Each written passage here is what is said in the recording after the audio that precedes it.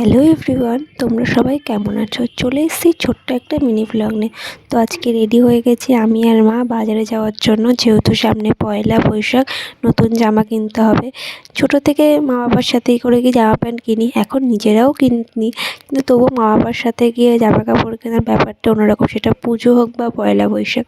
তো এখানে দেখতে দেখতে আমরা বাজারে চলেও এসেছি। বাজারে ঢুকতেই ছিল প্রচুর ভিড়, আর যে চারিদিকেই হলো সেলের দোকানপাট বসেছে। তো বাজারে ঢোকার আগেই মাকে বললাম, চলো একটু এই দোকানগুলো দেখে ঘুরে আসি, যদি কিছু পছন্দ হয়।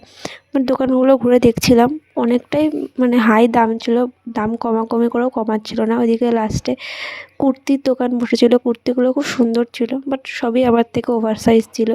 এদিকে মা আরও দোকানদার ঘুরে দেখছিল, আমিও মার সাথে সাথে ঘুরে দেখছিলাম। ভালোই লাগছিলো, কিন্তু খুব গরম ছিল। তারপরে আস্তে আস্তে আমরা বাজারের ভেতরের দিকে যাই। আমার মা একটা দোকান খুঁজছিলো, সেই দোকান থেকে নাকি জিনিস কেনে, বাট খুঁজে পাচ্ছিলো না ভিড়ের মধ্যে। তারপরে লাস্টে দোকানটা খুঁজে পাই, ওখানে গিয়ে জিনিস দেখে পছন্দ হয় না। তারপরে আমরা আবারও একটা অন্য দোকানে যাই, সেখানে গিয়ে একটা বাবার জন্য প্যান্ট কিনে সেখান থেকে বেরিয়ে আসি। আমি ওখানে গরমে হাঁপিয়ে গেছিলাম, আমার কিছু পছন্দ হচ্ছিলো না, আর ভালোও লাগছিলো না।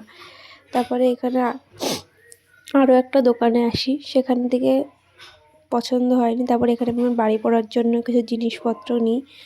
তারপরে এখানে মায়ের জন্য শাড়ি কিনতে আসে, তো এখান থেকে মায়ের জন্য এই শাড়িটা কেনা হয়। আর মায়ের জন্য শাড়ি কিনে ফাইনালি আমি আমার জামা কিনতে যাই। আমার জামা কিনে নিয়ে এসে আমার পুচকির জন্য একটা জামা কিনতে যাই। তারপরে আমাদের এখানে শপিং শেষ হয়। তারপরে লাস্টে মা ফুচকা খেতে গেল, আমাকে বলছিল আমার ভালো লাগছিলো না ফুচকা খেতে। তো আজকের ভিডিওটা এই পর্যন্তই। তোমাদের যদি ভালো লেগে থাকে অবশ্যই like, comment, share and subscribe করতে ভুলো না।